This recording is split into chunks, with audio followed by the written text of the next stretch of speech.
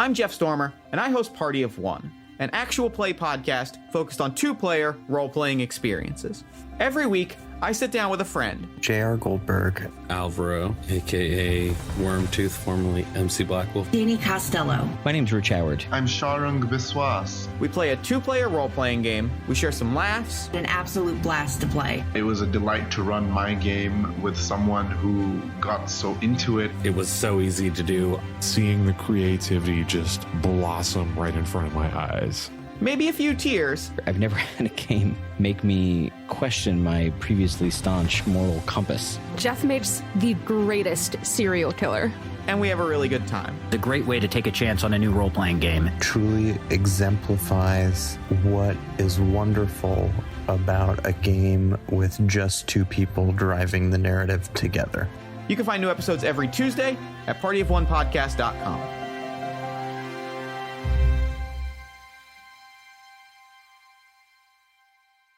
Hey people, this is Aram. Before we get started, I wanted to give you an update on the Godsfall World Book. We have wrapped the majority of the book and I am working with my editors to finish the Divinity section as I record this opening. We have also met with our local Chicago printer, Kraken Print, and we are planning when we can expect to print and ship the hardcover copies. I have posted Chapter 2, The Races of Godsfall, as a full print PDF on godsfall.com/worldbook to give you a sneak peek on what we have been working very hard on. We also have a gallery of original art for the World Book and a sign-up form to reserve your copy so we know how many books to order. Once we hit 1,000 print copies, and we are getting surprisingly close to that number, we have to cut off this print run and get them shipped, so be sure to sign up today. Here is a preview of what you can expect from Chapter 1, The History of Godsfall. The Birth of the Ironwood.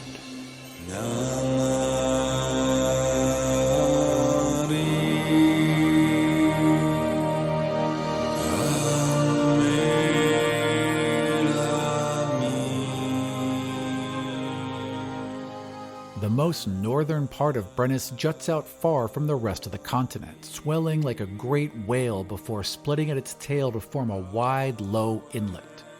Nearly all of this land is dominated by the towering ironwood forest.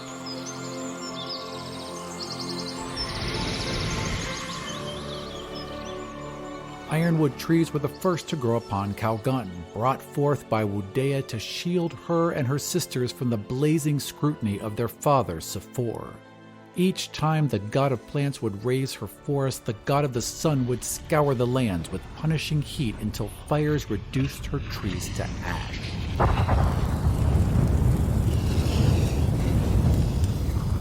Undaunted, Wudea set out each night to plant her forest anew.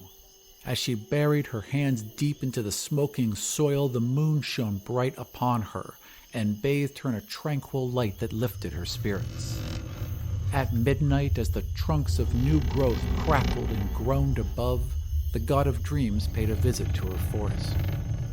You know that he will all burn it again, yes? Wudea pulled her hands from the earth and spread her arms to either side. I do, but it must be so. For even a few hours' peace from Father are as an eternity. Akris reached out a hand and stroked the dense vertical cords of crimson that form the massive ironwood trunks. You always grow them the same. They cannot change. They are the tallest and strongest trees this world can produce, Wudea replied, her voice slow and heavy, swaying like wheat before harvest. These are as strong as can be made with mindful purpose, Akris countered, kneeling and gently placing his hands upon hers. He dug his toes into the freshly turned soil and smiled, beaming with all the wonder and radiance of his moonfather, Ayus. Let us make them something else in your dreams. Wudea did not fully trust her cousin, but she was tired, so she let Akris lead her into sleep. The night was warm and the air light as the two gods danced upon the spine of the sea, and lay down by the mighty falls that rush life to the slopes of Ryland.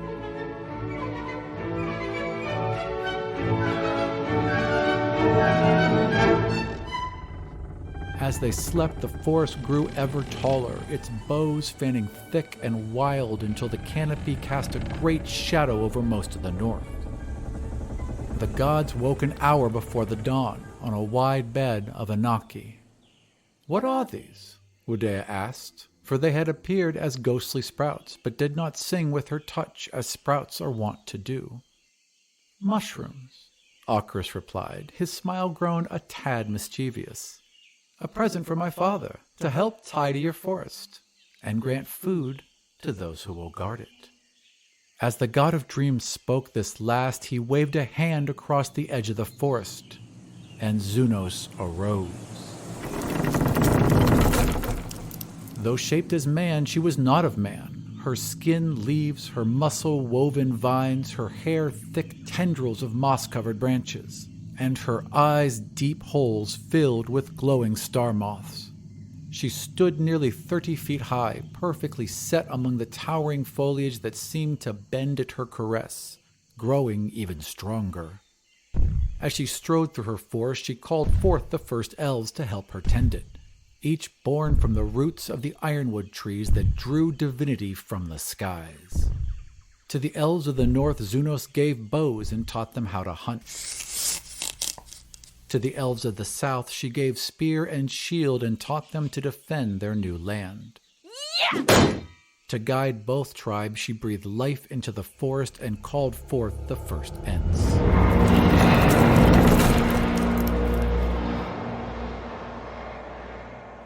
I cannot tell you all how proud and excited I am to share this world book with all of you. I think it is the best thing I have ever done, and I could not have done it without all of your help. So thank you for listening, thank you for supporting Godsfall, and don't forget to preserve your print copy at godsfall.com/worldbook before they are all gone. And with that out of the way, let's get on with the show. My name is Aram. Welcome back to Godsfall.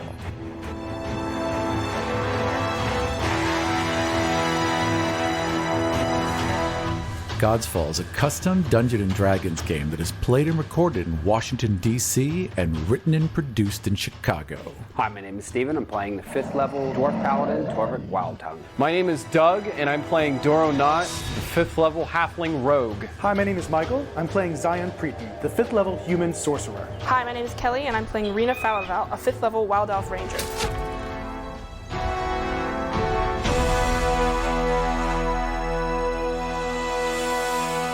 Previously on Godsfall. Caitlyn, Dorro, Queen Cyrena, Rina, and Joshua were ambushed in Port Bliss by Cyril, his lieutenant Tiago, and about a dozen of his goons and cultists.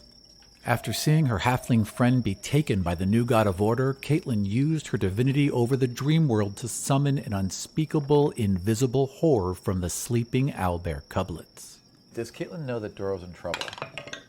Yes. Yes, she does. Queen Cyrena is bounding across rooftops while Joshua screams in fear and the horses charge headlong towards the bay. At this speed, they will crash into the water next round. Caitlyn sees all this and kneels down next to the sleeping owlets, gently placing a hand on each of them as her eyes roll and turn pitch black. Tendrils of that purple and pink astral energy stream out of her lightless sockets and fire toward the wagon, encircling it in a glow only the godlings can see. A second later, both horses buckle and slam into the ground. The wagon continues forward, breaking free from the reins and smashing into one of the horses, killing it instantly as it tips over and crashes on its side. The other horse screams and flails as huge slash marks suddenly appear in its neck and abdomen. Blood and entrails gush from the wounds as its neck is violently snapped back, silencing the poor beast as it hangs limp between the jaws of some massive, unseen monstrosity. Caitlyn lets out a soft gasp as she and the horse drop to the ground simultaneously.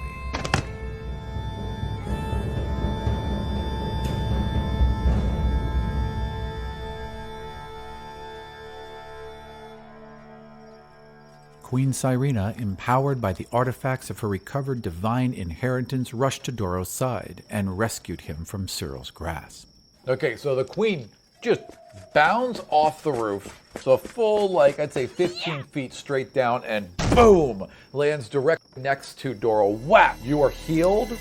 Cyrena grabs Dorro and leaps clear onto the roof and is running straight backwards, and Josra is retreating with her. Running along the rooftops of Port Bliss's public docks, the party spotted a familiar sailing yacht and rushed aboard, the captain quickly taking them below decks to tend to the wounded halfling. Dorro! What? And Uncle Dobos is in front of you. You again? I'm fine. Get off me. All right, let's stop you guys right there. That's perfect. All right.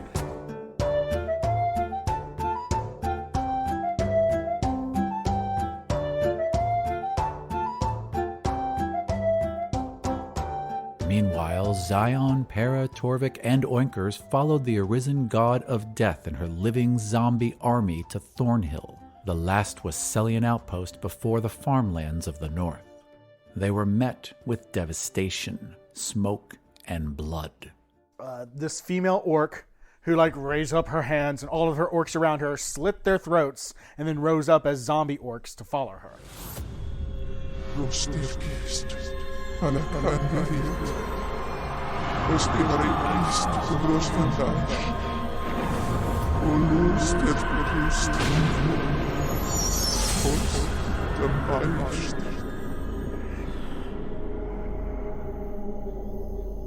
So she's the god of death. We need to figure out at least what happened to them. What happened to Deathhammer? Because if she is still on the move, she could be a major problem for us in the future. Or she could be a major ally for us. Either way, we have to meet her. So you will have walked out of the gravelly sandhills and up a sloping wide field that meets a high cliff to the west where the tower sits. Just beyond the tower, a series of wooden walkways, ladders, stairs, and rope pulleys are anchored into the cliff face and allow for movement of troops and supplies up and down the 200-foot drop. Inside the tower, carved from the blood that coated every wall, was a dire message. Go north, go north, 100 souls take. Go north, to land forsake. Go north, where poison snakes. Go north, for death awaits.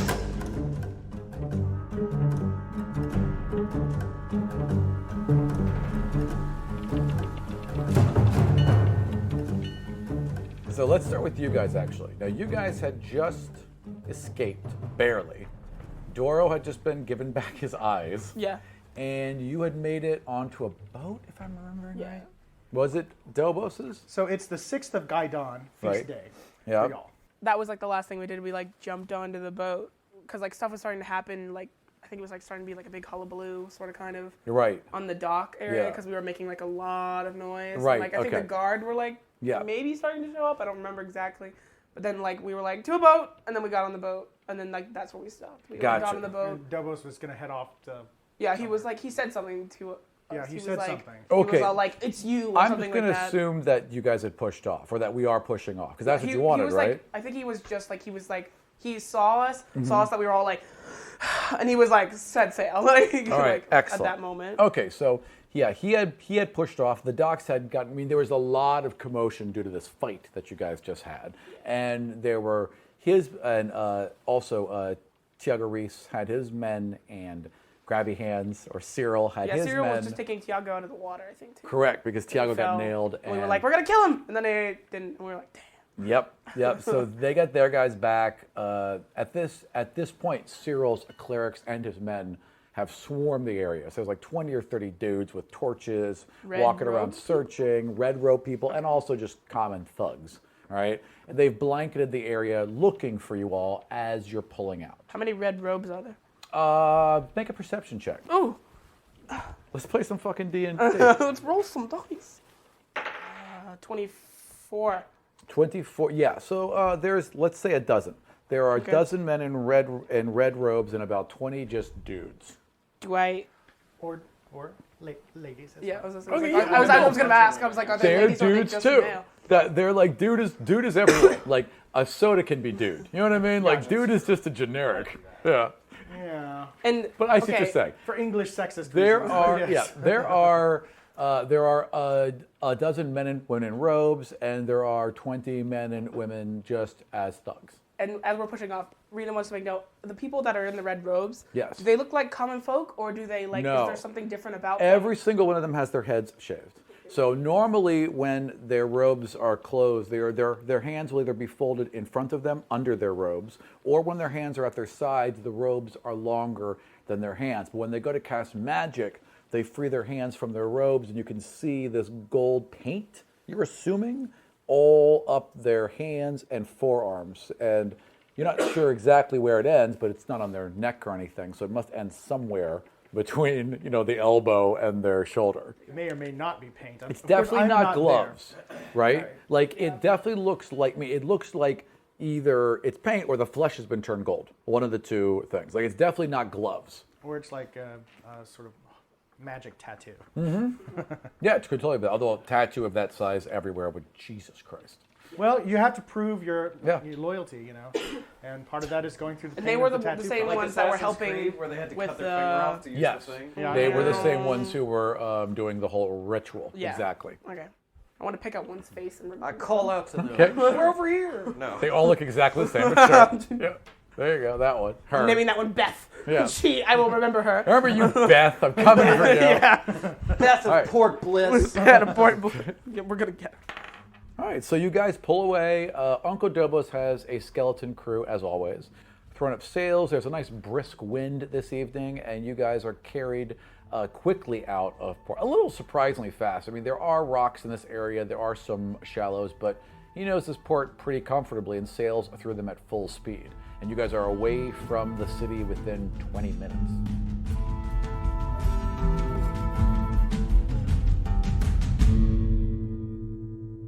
Back to you guys. You guys were exactly where? You had just gotten back We are from 6 days ahead of them. Right. So we're on the 13th of Gaidan. Right. Para, Xion, Torrvic, and Oinkers had arrived at Thornhill to find it largely destroyed. Right. An ominous message in blood on the walls. Correct. And one of 3 ships missing. Torrvic, me, and Para all lay on the floor with Oinkers going back and forth and guarding us. Right. As we Keeping the perimeter. Keeping the perimeter. As we lay on the floor in a tripartite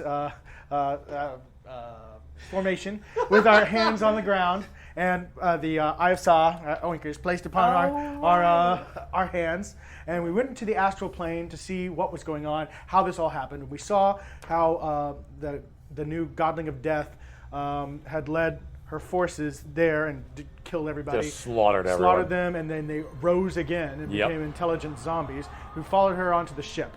And she wrote that message in blood saying, go west, go north, go north, 100 souls take. Yeah. 100 souls take, which we figured out was that she's in some way trying to maybe raise the god of death or... Well, you know that Mordecai fell in Kadar. You Right. know that from stories. I mean, it's well known. It's well So documented. that's a guess. It makes sense. It lines up. Right. Well, also because of the poem, though. Right, exactly. so- No, it all lines up is what I'm saying. Yeah. Right. And so, we know that they're headed on this ship toward Kadar. Yep. And that's where we are. What are we doing? All right, well, the... Oink. You guys wake up? Yeah, I put the Eye of Saw back in its parchment's place Yep. or whatever. We need to get a message to Kadar. Everyone looks at Oinkers. Oinkers looks like around, like, "Meow." Yeah, we've got 2 of us that can turn into very fast creatures and get to... Oinkers is shaking her head and like puts a paw or like a hoof, I suppose, on your leg and shakes her head and it's like pointing towards Kadar and shaking her head. Yeah, I think it's a little too dangerous to even send Oinkers. Maybe if Oinkers nods. Maybe if you could just call a bird or something, you could get it into its... Maybe can we form a bridge and maybe you can see the exact place I want us to drop off this message? If Kadar is so excited about killing godlings, why don't we just give them a godling to kill? That's a little fucked up, don't you think? Well, I mean, otherwise they're gonna just start up a zombie army and kill a bunch of people. Wouldn't it be better if Kadar like shoots them in the water? I suppose, but that's So let me get me straight. You want me to talk to one of the birds, and we're going to tell them to go where? To my uncle's house. Well, my uncle's villa, with a message attached to its leg. You will write this message. That way, it won't be in my handwriting. Message from Thornhill. Port was destroyed. A new arisen god travels with an army of the dead to invade Kadar. Watch out for this ship. That will get someone's attention. All right. Okay.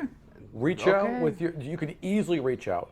There's a carrion pigeon or something. Well, there's like 100 birds, right? And then because your range is decent at this point, so there's like 100 birds, and you quickly realize there's like maybe 20 birds that could make the journey. Out of those, there's 10. So you're kind of filtering through, right? Yeah. Until you get to like not a peregrine because it's not really local for this area, but whatever other fast bird there would be, right? Like bing, this one, fast, long flying bird.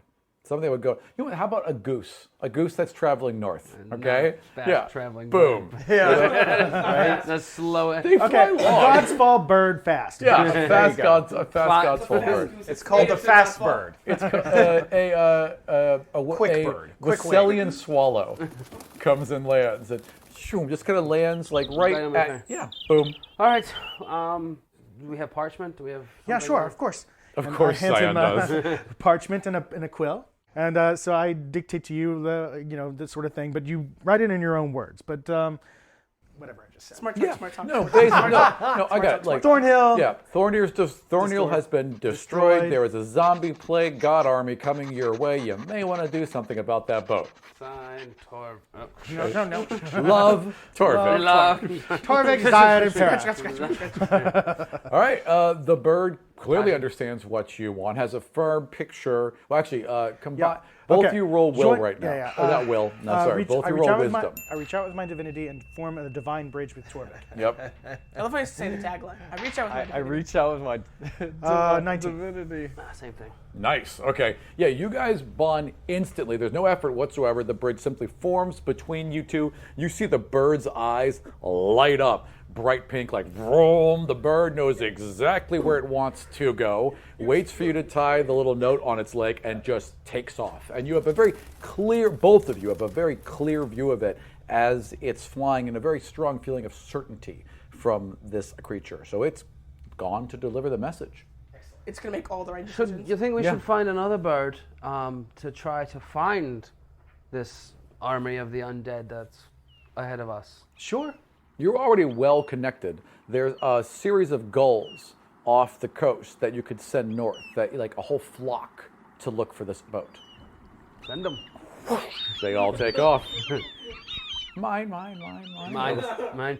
So what do we do in the meantime? Your squadrons have been launched. At this point, we were tracking those orcs. We've got the Godstones. What's our next objective? We need to make contact with the others. Send all the birds. More birds. I just see Torrvic going I'm like this, on it. and like every bird in the forest just. Yeah. All the turkeys only running, trying to slamming into each other though, because they're all going this to them. And we should also make contact with Benegrit as well. How much more parchment do you have? I have lots of parchment. actually. So let's say you send a note to Benegrit. What do you want to say? How you doing? How's the kids? Right. Aren't they born yet? Right. Like hi, got a little sidetracked. Sorry. Our teleporter got sucked halfway across the world. Fighting evil orcs and demons and gods and the such. We'll be home. Yeah, I'll be by as soon as I can. BRB. Yeah. Really sorry about all this. I'm assuming these birds are also being told to wait for a return message, correct? This one probably will be. This one will be. Okay, fair enough. I would imagine you'd want a return message from Kadar. No, wouldn't want that. No. This one, yes. Please submit yourself for evaluation. So that bird takes off south towards the Spear of Jarden. Do we know where? We don't even know where we know they were in Port Bliss, but beyond that, we have no idea of knowing. I mean, Oinkers was the last to see them. Does Oinkers have a connection with any of the others? Not like with you. Good question, actually.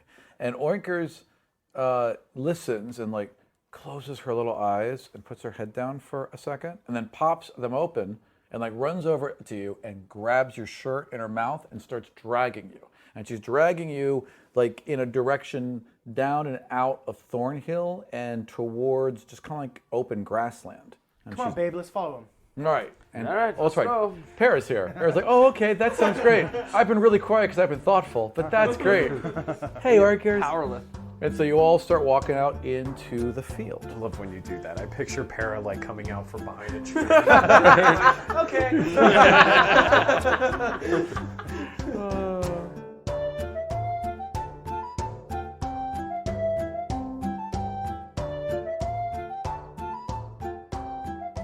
Okay, hang on. Sounds so creepy when you do that, though.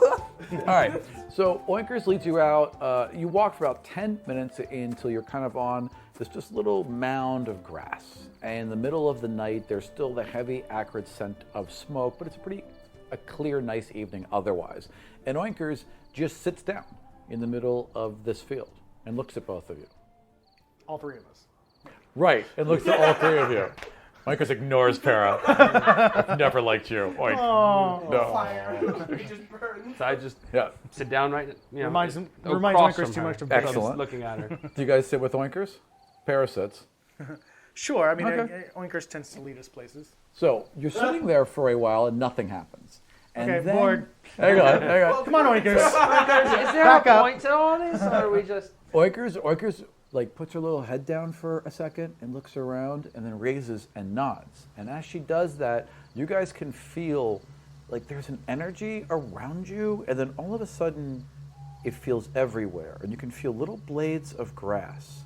All the little blades, all the little leaves and bits of weeds are now kind of like leaning in towards you and like gently kind of like just not really caressing, but just gently touching and connecting with you. And you feel, you guys, every time one of these blades of grass or these weeds hit you, you feel a little bit of the bridge, just like the connection you were just in. Like if every single blade of grass. I'm gonna put my hand down and just kind of rub my hand over the grass. It gets stronger as you do that. I And reach you out with my divinity. Okay, hold right there. Back to you guys. On a boat. So you guys are on the boat and you are coming around the north end of the peninsula. So you have been on the boat for, let's say, an hour, hour and a half, right? It is a clear, crystal clear night. The moon hangs heavy and makes everything rather bright with that kind of twinkling moonlight. There are stars out everywhere. And I assume you guys are on the deck just hanging out. It's a pretty small ship. Yeah, I was resting. Right. I'll have been resting. Yeah, that makes sense. Oh my God, can I have my hit points back now? Yes. You guys can take Oh, your I get points my back. luck back. Yay. Yep. Wait, he's sleeping? Right before you go to sleep, Caitlyn comes to you, okay? And she's like, No! Dorro. In my dreams or in in reality? like, Okay. You're not sure. Yeah. No! She sees that you're tired, and she's like, Dorro, I need to show you something. What is it, Caitlyn? But I need to show you in our dreams. What? And my eyes get really big. What do you mean? It's a place I've built. I need to show you. Okay. Where is it? I'll show you. And she gives you her hands. No, she just touches me. Just jump into it. Right, exactly. Just Boom. do it. Yeah, exactly. So no, because I'm like getting up to be like, where? Right. So where is it? Yeah, It's this just like is right here. Yeah, exactly. And then all of a sudden, it's kind of like you fall sideways, but you're still seated. So all of a sudden, you fell sideways, but awesome. you're in the same position you're Does it already make in. that noise? Yeah. Boom. You're just there, and you're sitting in a tree house. Like it's just a very small wooden tree house. There's a grass mat underneath you. You're both kind of kneeling, and you're holding her hands. And to the left of you is like just a doorway, and you can see the ocean. So imagine a tree house in the middle of the ocean. But you're in the middle of the ocean. It comes right out of the water, and that's where you are right now. Okay. Is her eyes are awake, and she's looking right at you, and she's happy. She's super happy. I'm looking around like, what is this place, Caitlyn? How'd you do this? I built it. It's where I can be safe. It's where I can explore my powers, and nothing can hurt me here, and I can't hurt anyone else. I get up and I touch the walls. It's just wood. What does it look like out beyond? You're just like in the middle of the ocean. It's just ocean. Ocean everywhere. Yeah, everywhere. Ocean. I use my direction sense. Sure. Can I tell which way is north? There's in this dream world. There's no north. There's no Okay. direction. I didn't know if she had simulated it. No, or not. that makes sense. And now I know that I can always tell true north, Yep. even under the influence. Yep, exactly. I turn back to Caitlyn and say, "When did you do this?" I've been doing it whenever I sleep, and to keep the nightmares away, and to keep my power in control. I had to create a space where I could learn how to use it. I had to create someplace safe, so I made this. And I'm like faced away from her. I'm looking around. I'm like, "Caitlyn." And I turn back around and say, "This is amazing! You made a thing! And it didn't take any nightmares at all, did it?" No, none at all. "This is great! We should start trading immediately!" "Wait, no, we're on a ship somewhere. Well, that's how do we get back?" Well, you're dreaming on the ship. I can just bring you back whenever you want, but I wanted to show you because we can train here. And then she puts her hand on the wall next to you, and the whole wall vanishes, revealing a massive chamber beyond. It is a room filled with moving mechanical parts that form obstacles, bridges, tunnels, platforms, all shifting, moving, rolling, and raising at different speeds and in different directions. Dozens of chains hang from the ceiling. And fire explodes in sharp, short bursts randomly from seemingly every direction and angle. And she turns to look at you. She puts her hand on yours and says, "We can all train here."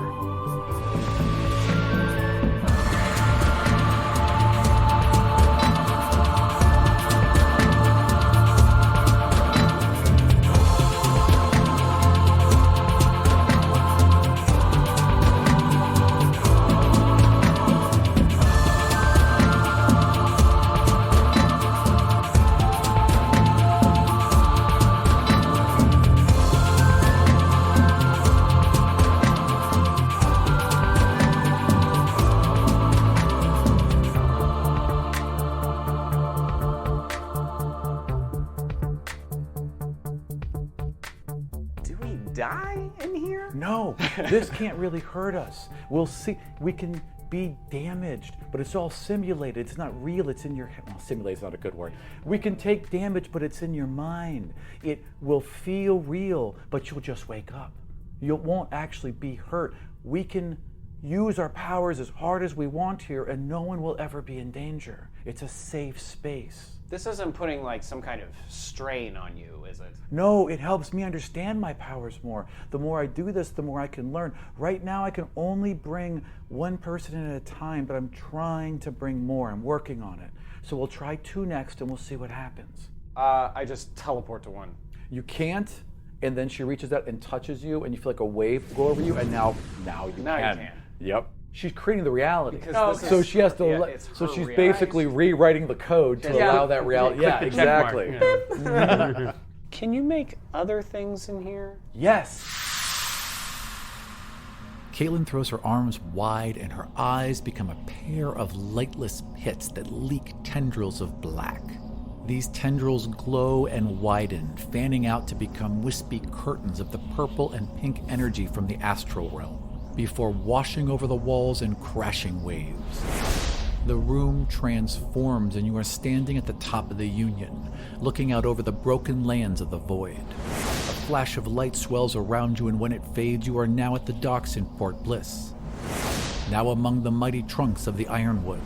Now on the deck of the Blackwater.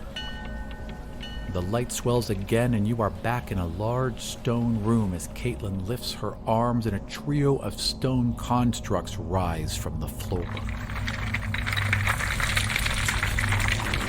Her hands ball into fists and the stone giants crumble, only to combine and fuse into a massive crimson dragon.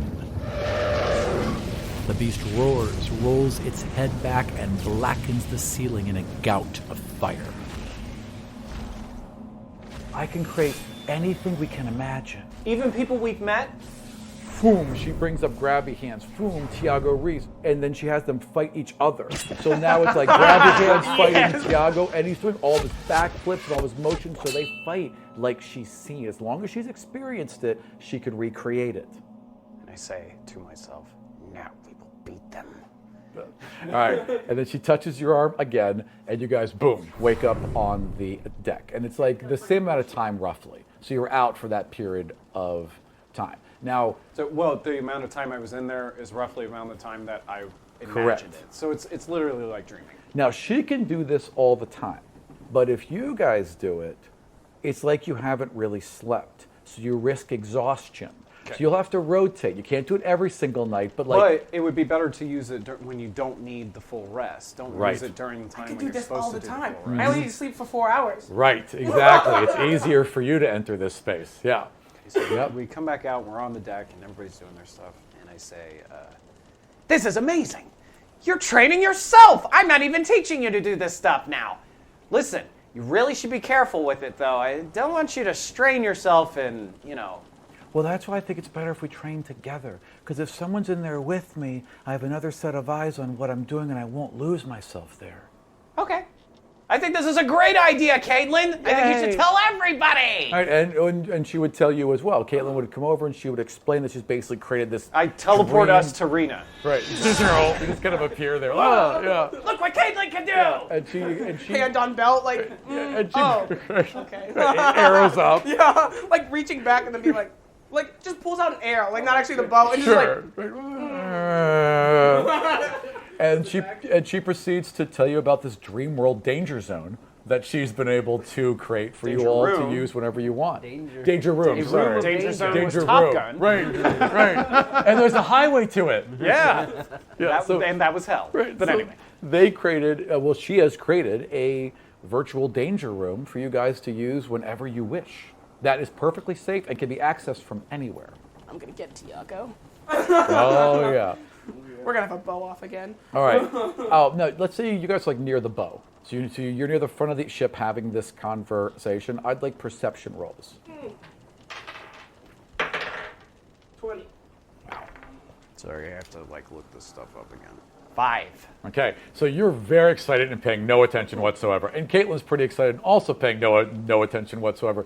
You are kind of like leaning back, taking all this information in. You're excited, you're a little weirded out, but you're like, okay, actually, you know what? I could use this to my advantage, yeah. I'm also on a boat. It's my uneasy space. Exactly, so you're kind of hanging out near the edge just in case, right? As you're doing so, something wet and slimy rolls over your hand, and immediately you go to jerk back, but you don't because there's something comforting about it. It's like, and you kind of look down and there's seaweed. Seaweed is curled out and is wrapped around the top of the boat, and it's being snapped off as this is happening. But because the boat's moving, but as it is, more is coming up, just enough again to reach out and touch your hand. And as it is, you feel this slight connection to the bridge. The seaweed's doing something.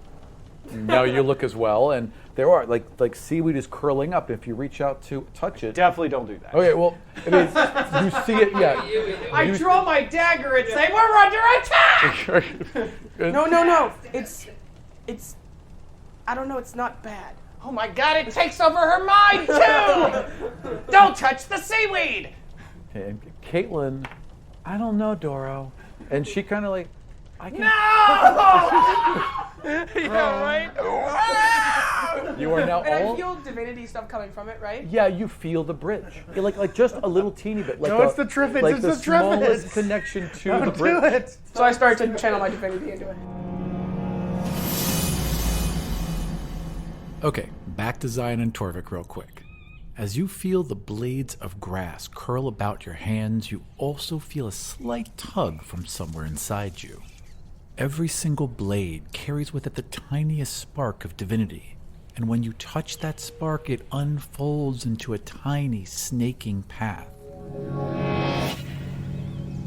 all of which leads northeast. And then suddenly it's as if the paths all merge into a single blinding gateway. And you are instantly connected to Rina. I grab his shoulder. Vroom, now Dorro gets added in. So now you are connected with Rina and Dorro. You can feel them. Touches my foot out and touches Caitlyn. Boom, Caitlyn's in as well. Is it other? It's back bilateral. Yes, absolutely. You feel him as well. It's very echoey, but you can all hear each other. Dorro! Rina! Xion? What's going on, Rina? What are you doing? But is this like the bridge thing? This is like the bridge. Correct. This is like the bridge thing. As you guys are talking, there is a glowing portal of light opening in front of you, and the same is now opening in front of you guys as well. What is happening? How are we doing this? What is going on? Oh my god. I instinctually grab onto Para for fear we'll disappear or something. Keys in. Okay. It's just like hovering there. Who Can we is see it? through it? Who is No, it? no, you're just seeing a glowing portal and hearing each other right now. I'm gonna Who's left? reach out, put my hands. I know, I was through the gonna be portal. like, Boom. Okay, so you put your fingers into the portal, and like it's like it's like warm, like hot, super, like sunlight is hitting the top of your hand, and then Torrvic's gone. He just boom vanishes, and Oinkers freaks charges right in after you. Oinkers is gone. Do we hear him? see that happen? You know it's over there feel with it them? happen. You know it's happened, but you don't understand exactly what's happened. And the portal has now stabilized about 5 feet wide. It's just glowing bright. What? Do you guys see a portal over there? I don't know. Do I still exist? You do, because he just stepped into it. Yeah. Okay. I don't understand. Torrvic just went through a portal with Oinkers. Well, he's not over here. Hold on. I jump in the portal. Okay. And you feel you see it happen. You feel it happen, and Dorro is also now gone. Well, holding Para's hand, What the we sort party of in the- share a look that like, okay, I guess we'll do this then, and Yep. nod our heads and jump in. Okay, Para jumps in with you. Vroom. Okay, That leaves so it's me and you Caitlyn. and Caitlyn. Caitlyn's probably. We need to go. Yeah, but the queen, and like just looks, and Rita's just like looks at the deck, and then just goes like takes out a dagger and says, like carves, "Be back," and then just like, okay, Caitlyn, let's go, and grabs her hand and jumps through. Perfect. And then, that was super easy. I killed them all. They all leaped into the sun, and it's over. And it's over. All right. So, you all leap through this portal. There's a bright light. There's a roaring of wind all around you that seems to last a good minute, and you feel like you're tumbling and tumbling and tumbling, and you are just surrounded by this whirling, swirling torrent of sand you can eventually see, and then it clears, and you all are standing together in the middle of the desert.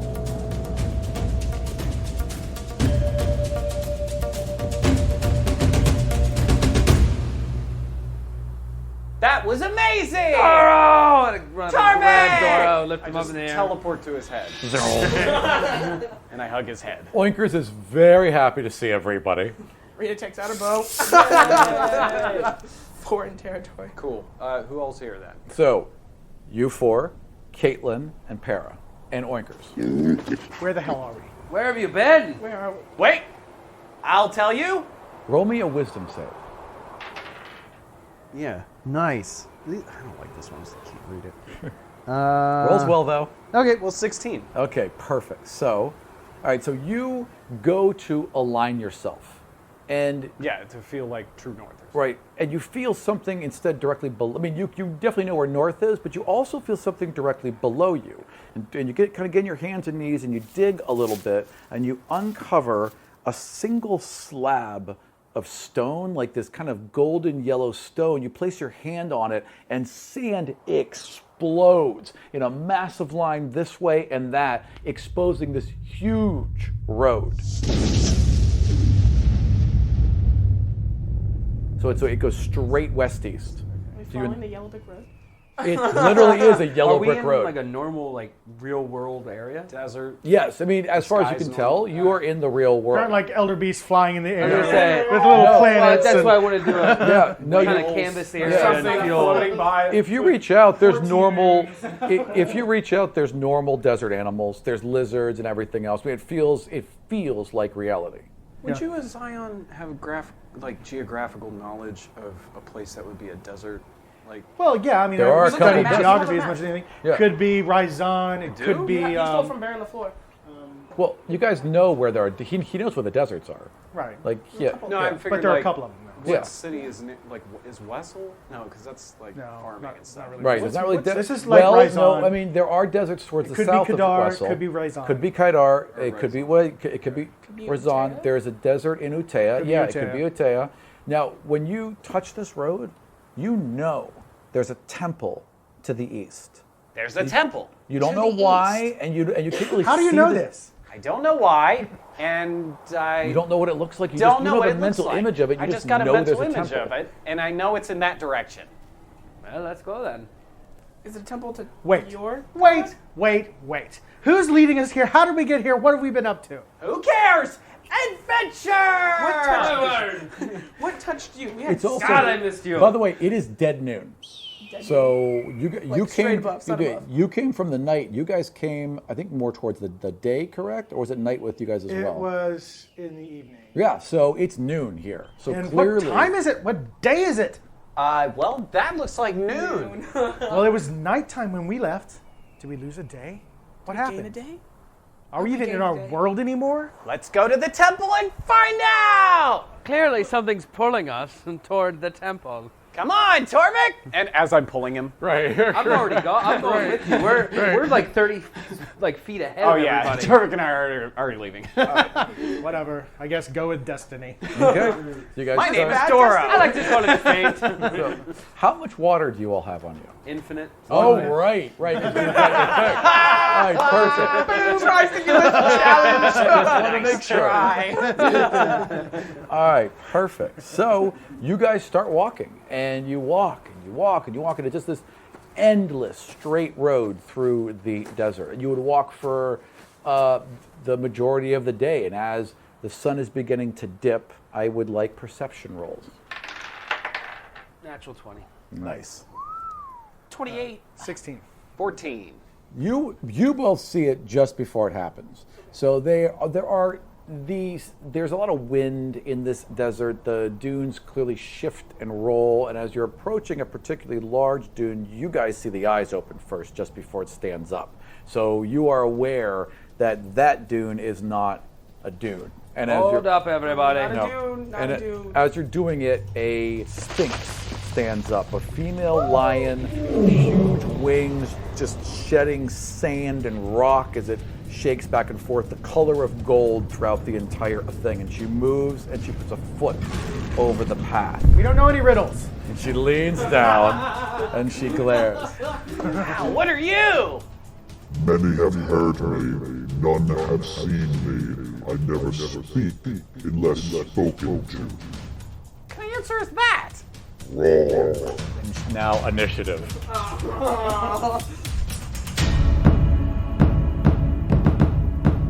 In Automobile Training School, what did I learn about Sphinx? Nothing. Dang. Did I read a book about anything? Nope. I mean, you've heard a tale of a sphinx.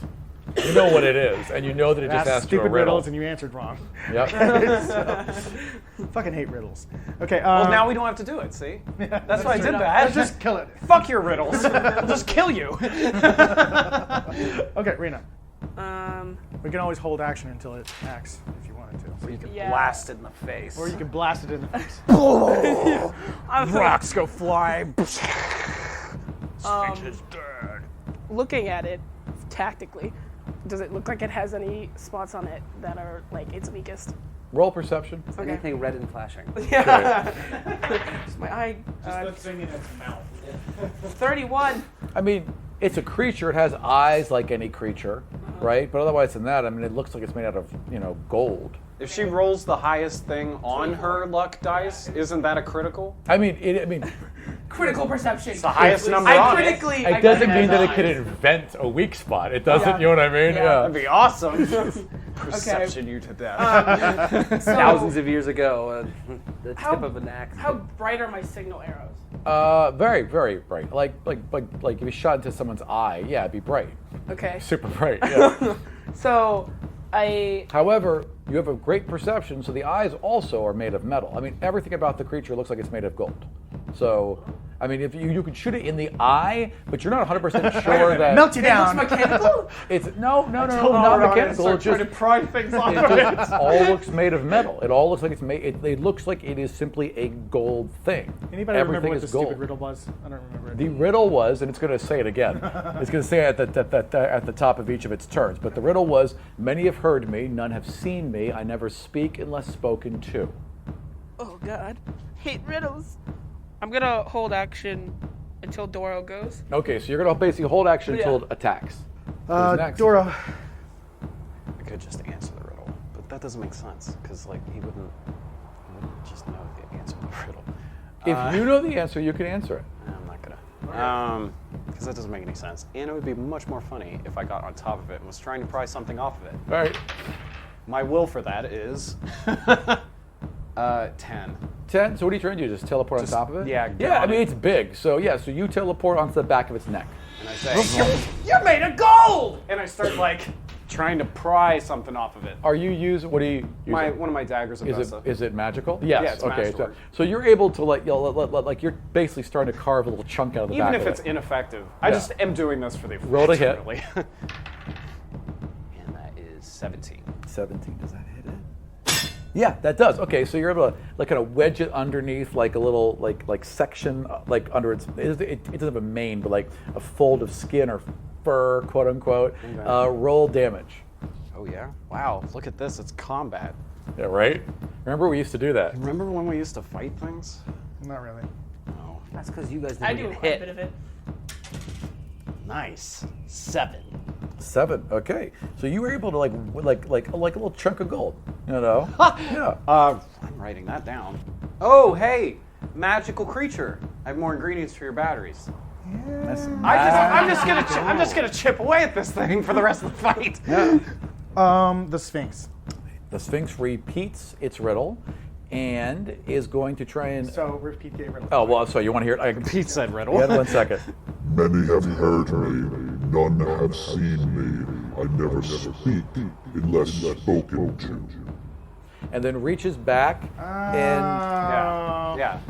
what you do, like so in front of it is well, he's got bit in the neck, so it's gonna try and take care of that. So it basically throws itself back and tries to shake you off. So Okay. I need either a dex save or I need a dex save for you to tumble or a strength save to hold on. It I was depends gonna what say you how want about to an do. acrobatics? Acrobatics to tumble too, but you're gonna be thrown off. If the only way to hold on is a strength save. Wouldn't it be easier to jump on than just teleport back to it? You could do that too, but on your turn. No, yeah, on my Yeah. turn.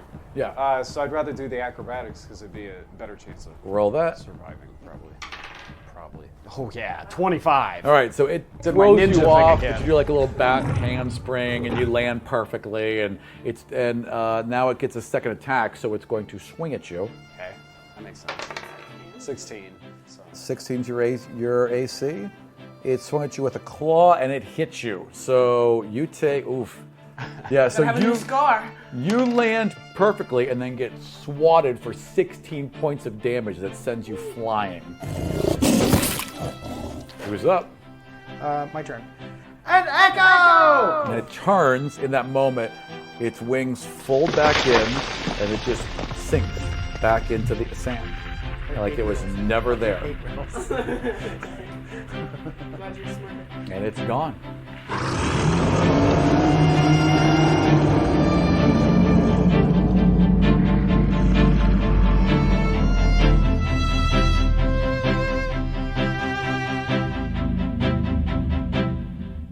Godsfall is written, produced, and edited by myself, Aram Vartian. If you want up-to-the-minute information about the podcast, you can follow me on Twitter at GodsfallDC. Special thanks to our good friends at BattleBards for giving us access to their incredible catalog of richly produced sounds.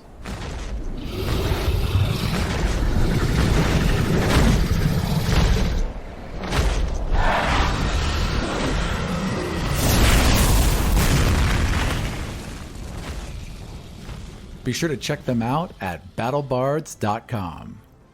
And a special thanks to all of our loyal Patreon supporters. Without you, this show could not continue. If you'd like to support Godsfall, get access to exclusive Patreon supporter content, and get episodes of Season 3 before they're released publicly, head over to patreon.com/Godsfall. That's all from us this week. We have original maps, art, character sheets, and more on our website at godsfall.com, as well as links to our Patreon account and official Godsfall t-shirts. So see you next time in the world of the Five Kingdoms.